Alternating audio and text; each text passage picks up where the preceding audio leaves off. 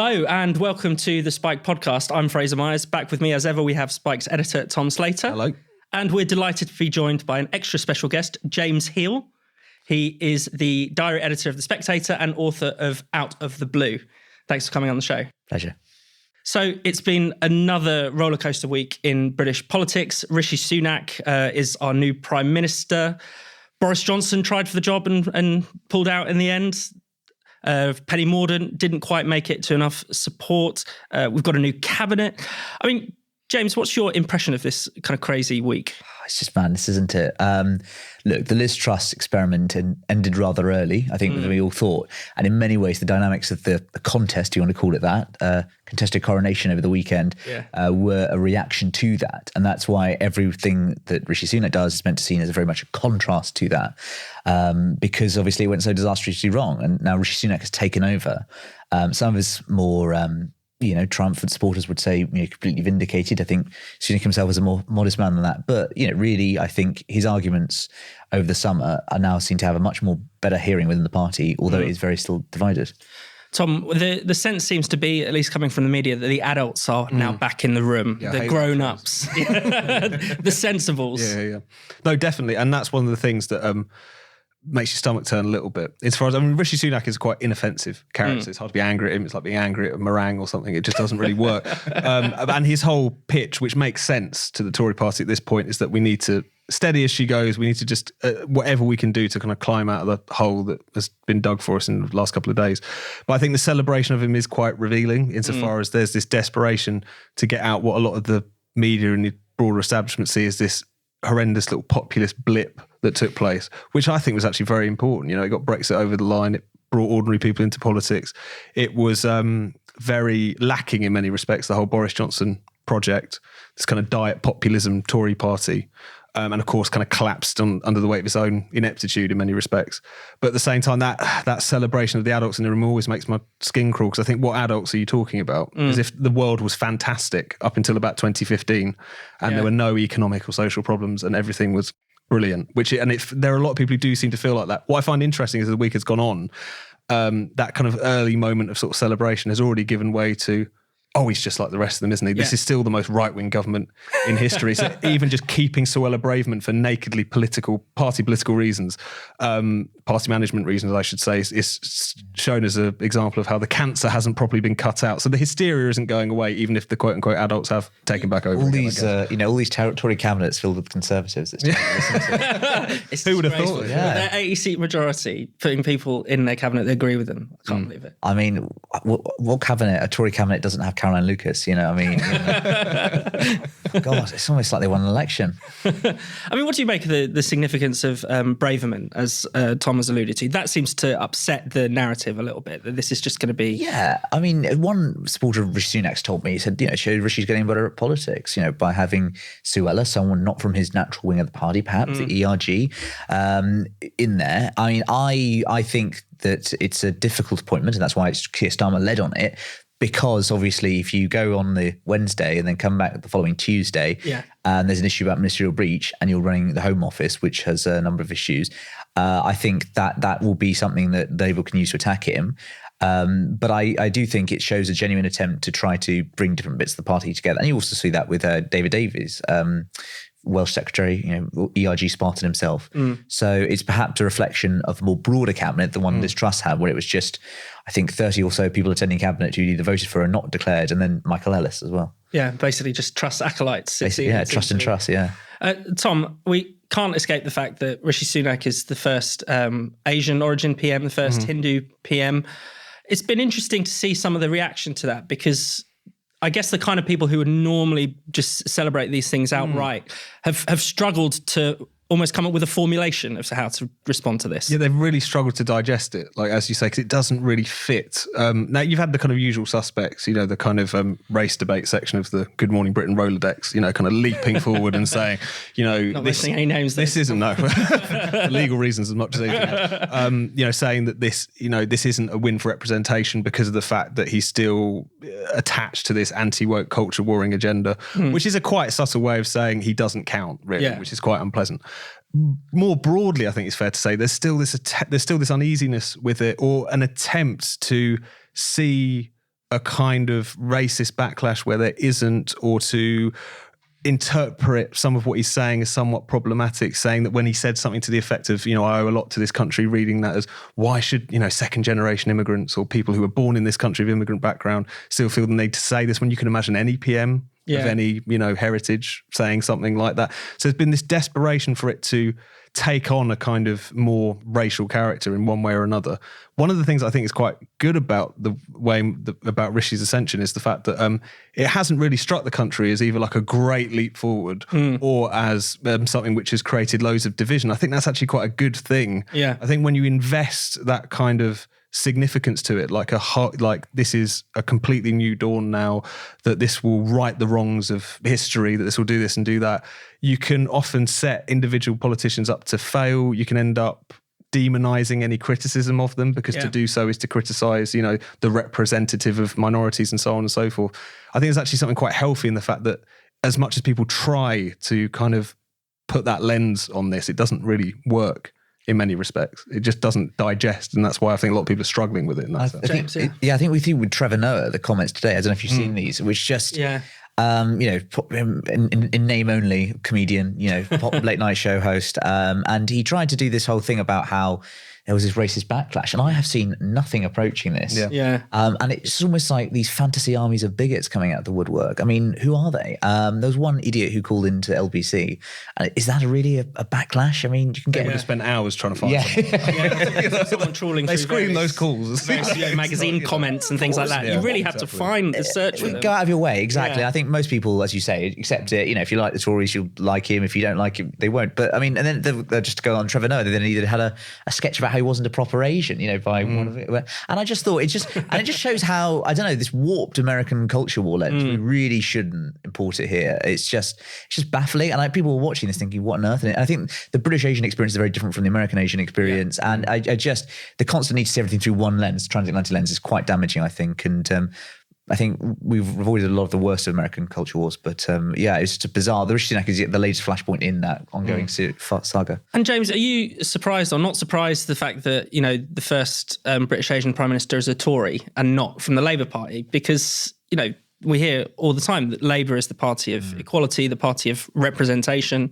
It probably is the party that goes more out of its way to, have kind of diversity schemes and quotas and things like that. Well, I think that the Tories are just ruthless, and I don't think they just have the soul searching. Liz Truss wasn't working, got rid of her, in comes Rishi Sunak. The more serious point is, of course, is that the Tories, the way in which the safe seat selection worked, is that you tended to have ethnic minorities selected in those, like Spelthorne, Kwasi Kwarteng, Richmond, of course, probably the safest Tory seat in the country, Rishi Sunak's seat. And so you do have these people set up for good, long-lasting cabinet careers. And so although they hadn't had a formal quota system, initiatives like the A-list over the years were important in kind of that. So, and also, inevitably, of course, the Tories tend to win elections. So if you want to be a successful ethnic minority in politics, often it might be the chance to go to the Tories because they're going to win the election rather than Labour. And Tom, finally, I mean, Sunak's essentially it was a coronation. Yeah. Really. Do you think that's going to be a problem coming forward? Because, he doesn't have the same, certainly doesn't have the same mandate as Boris Johnson.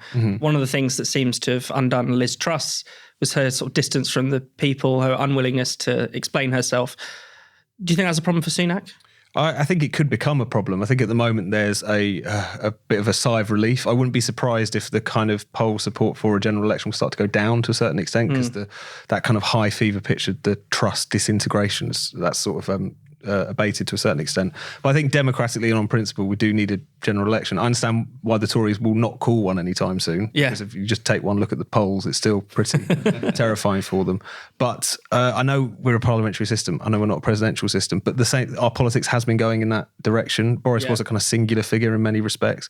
And Sunak, as revealed by some of the media fawning over him in recent days, is a different proposition. And we're also in quite a different era now. So I do think we need to inject some democracy back into the process. I just don't think that's very likely to happen anytime soon.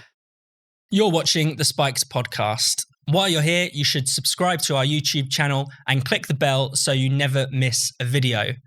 But even better, to keep up with all of Spike's content, all of our brilliant articles and essays that we publish every weekday, you should sign up to our newsletter, Today on Spiked. Every weekday, you'll get a roundup of all of Spike's content, plus some exclusive commentary. To sign up, just go to spiked-online.com/newsletters and click Today on Spiked. That's spiked-online.com/newsletters and Today on Spiked. Now, back to the Spiked podcast. James, let's move on to talk about Liz Truss. Here we go. Your special subject. First of all, do you want to tell us a bit about the changing subtitle of your book? Because that sort of encapsulates where we've been over the past 6 or 7 weeks. So I've written the first and possibly last ever book on Liz Truss, which was about her ascent through British politics.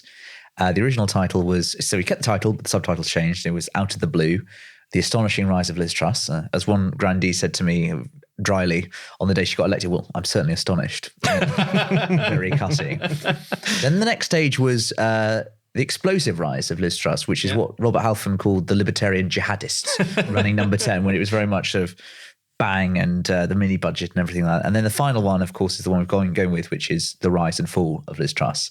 And obviously everyone will focus on the fall, but I think the rise is interesting too, in the sense that you have someone here who, spent a dozen years in Parliament, 10 years in office, 8 as a cabinet minister. And the way in which she climbed the greasy pole, I think, is instructive. So people want to learn what to do in Westminster, get on, you can read that. But also, I think Rishi Sunak should probably get the first copy and what not to do in number 10. So tell us a bit about the rise then, because you're right. She has been a significant figure in politics. A lot of people said, don't underestimate her. Maybe don't overestimate her. Maybe we shouldn't have overestimated her. But I mean, how did she get to where? It's a really good question. And I'd say a key argument, well, again, we go back to, we spoke about the A-list earlier, it was an issue to get more Tory women in politics. And essentially, she was someone who was put on the fast track, seen as someone bright, energetic, enthusiastic from the beginning. So she's always going to be destined for that. And you look at the way in which David Cameron and CCHQ came out for her in 2009, when she had that selection issues in Norfolk. And so there was that. But I think the more important point is the Brexit civil wars. And you look at how a whole generation of politicians above her on either side of Remain, Leave in the Tory party were cut down by that internecine struggle. And she was there left standing. I think also luck and importance in terms of the brief she had. Remember, of course, she wasn't involved in COVID. She wasn't involved, and all those people who presented COVID press conferences in September when she was all gone. Hancock, Johnson, Sunak in September, of course, were all fronted those, and she wasn't part of it. Patel, she did none of those, and she instead got to be this great Brexit queen, going around the globe signing these trade deals. Foreign Office, she was seen as having a good war in Ukraine. So a combination. I think also you need a tremendous sticking power as well. The energy and skin of a rhino, and arguably those things which made her a good survivor and a cabinet minister, didn't necessarily make her a great prime minister, which is having perhaps sort of limited ability to empathise, perhaps. Yeah, I mean, that was going to be my next question. Sort of, where did it go wrong? I mean, is there a kind of inside story to that as well? When did you realise it was all just coming crashing? Did you see it before the rest of us, or? I think that it was. I mean, the minute budget is the obvious thing. Yeah. Of course, look back at the timeline where she comes into office. Energy price guarantee first day, the Queen dies the second day. Then we have the suspension of normal politics until the Monday. And then we have the mini budget on the Friday, and that's when it all went explosive. There was a bit where we were rewriting the book where we thought that, maybe she'll survive as a conventional Tory prime minister for months. Like Theresa May did after 2017, where you're not going to be the radical you want to be, the revolutionary who comes into office. You're not going to be a Thatcher, but you could be a May. And then obviously what really finished her off then was that whips office vote last Wednesday, a week ago. Which was just a shambles. But I would say, the mini budget and the fallout from that, the U-turn, and that's what really. And I think you talk about prime ministers. Eden had Suez, Chamberlain had appeasement, Munich. Liz Truss, it'll be mini budget. And how do you think we'll remember Liz Truss, if we do at all? Let's hope we do. Briefly, I think it's very difficult. She talked about her significant achievements and steps number 10. I think she's probably done more to set back free market economics than anyone in Britain for the last 30 years. 30-second speech. Yeah. The 89 seconds on the steps and the port market speech. Look, I think... As an orator then.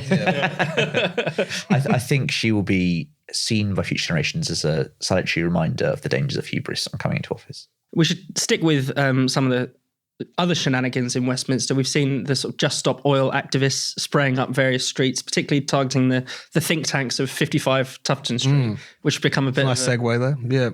Thank you very much. That retired bouncer from South London with the orange paint. It's getting weirder, isn't it? It just, especially when it was suddenly starting to target paintings, and also the more that they kind of get drawn out into the open, the more you kind of get the sense that, oh, you really believe this. And by believe, I don't mean you think climate change is a problem. A lot of people think that. But I mean the kind of apocalyptic narrative, because at that point, surely anything is justified. I mean, it's not hard to justify spray painting 55 Tufton Street as, bad as that is. That's not terrorism. But at the same time, you do kind of get this sense of what they've been saying for a very long time, which is everyone's going to die. It doesn't matter if we block an ambulance. It doesn't matter if we risk defacing a great work of art. I think it just shows the dangers of that kind of apocalyptic mindset. Because if you really hold to that, there's all sorts of things you'd be prepared to do, let alone, just a bit of paint on Tufton Street or somewhere else. But yeah, James, what have you made of those protests, and particularly the kind of art protests? They're throwing soup at great works of art. I saw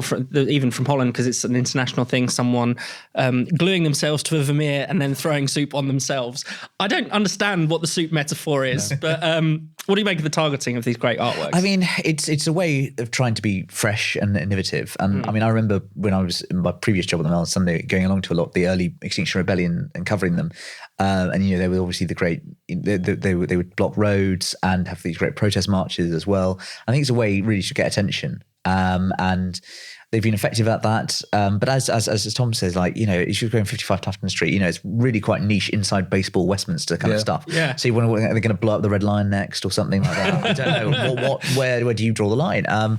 But I think, attention. What is interesting, of course, is, it's a worldwide phenomenon as well. It's for a number of reasons. I think obviously there's a lot of it. It's a bit more of it in Britain, in London, but it's clearly something all nations have to wrestle with in terms of where do you draw the line between, frankly, public nuisance and genuine public debate and free expression. Yeah, and Tom, you were talking about the sort of weirdness of it. I mean, there's the wacky side of it, but then there's also the darker side. I mean, you've been looking into some of sort of Roger Hallam's diaries or prison notebooks. It's really creepy. I mean, Clive Martin, the formerly Advice writer, said that Extinction Rebellion is going through its helter-skelter phase, and there's a bit of something to that insofar as it's all getting very dark, it's all getting very cultish. I'm not talking about Tufton Street, pouring shit on Tom Moore's cutout or whatever it was and setting their own arms on fire in a protest against private jets. And I think it comes down to that thing where, again, if you read what these people say, like Roger Hallam, you'll always hear these spokespeople come out and talk about there's going to be societal collapse. There's going to be societal collapse. What they mean by that, and what Roger Hallam, one of the founders of XR and very involved in Just Stop Oil and these offshoot groups, talks about, is this really nightmare vision of the world is going to collapse in short order. Billions will die. There will be murder and rape and all this sort of. So he talks about rape all the time. It's really quite dark. And I think gang rape, all this sort of stuff. Your eyes stubbed out by a cigarette. I remember it's really graphic. That's almost a direct quote, I think. Yeah. And the reason I say this is because I think you've just got to realise that we're not here talking about people who are just concerned about climate change. They're hysterical about climate change and they're quite apocalyptic. Now, I know some people are running around calling them terrorists and so on and so forth. I think that implies a level of physical courage of which they're not actually possessed. I think, broadly speaking, they're just there. It's a kind of day out in many respects. But the worldview that we're dealing with is quite bleak. It's quite anti-human. And the most chilling thing, I think, at the end of the day about all these groups is that, broadly speaking, the political class and the establishment share a lot of these concerns to a certain extent. They're just this sort of shoutier little brother of environmental politics more broadly, which is very much held by large swathes of the political class. I completely agree. I think that was the sense I got from going and covering these protests with a lot of people. It was like a jolly, they were handing out brownies and stuff like that. And that's fine. Obviously you can have free expression, but as you say, it's then a minority who have a certain viewpoint of the world, which actually, if you drill down into some of those assumptions, what they mean in terms of, economic, economic growth is a bad thing. So what the inflation being, some people should remain in poverty. I think the thing as well is that the political class does, as you say, share a lot of the assumptions. We can have net zero. We're going to have that. The only debate is over 2050 or 2040. So this is something where for better or worse, whatever you think of it, like the last 20, 25 years has been a genuine cross-party consensus on this issue. So I'm really not sure often why you're going after the British government, which has quite a good record on a lot of these things. And so that's why a lot of the hysteria I think we sometimes see about, they're going to rip up all these, there won't be a bonfire because they're not popular with voters and it's not what they're going to do. And I think pick your targets a bit better would be my advice. Yeah, and you kind of see that in the way that the police treat them, for instance, the kind of, the way that they are connected to the political class or have the sympathy of the political class, because you can't imagine many other protesters quite getting away with sitting on the road in that way. Yeah. You can't imagine the policeman coming over, to some of those anti-vaxxers or anti-lockdown protesters and saying, would you like a cup of tea? Yeah. I love that judge who said, can I just say that your cause is correct and it's lovely being able to deal with people like you. It's not the usual sort of people I deal with. And it just underlines that point. It's a rebellion that is very in key with what the establishment sort of already thinks. I think what they do, the service that they do is that they demonstrate that whilst politicians try to suggest that you can kind of pursue these sort of net zero fantasies without there being any costs, these groups, because they're so out there, demonstrate, no, what they're talking about is degrowth. No, what they're talking about is you not being able to fly, to own a car, to do what you want. Hallam talks openly about it being a lockdown style scenario in certain respects.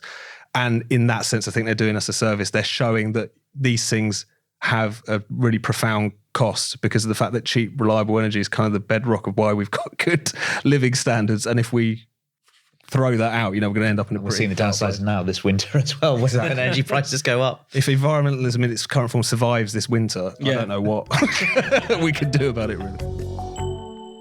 Thank you so much for watching the Spikes podcast. We'll be back next Friday. If you hit subscribe and click the bell, you'll never miss an episode. And in the meantime, why not check out all of Spike's other videos and podcasts on this channel? And for more Spiked content, find us at spiked-online.com.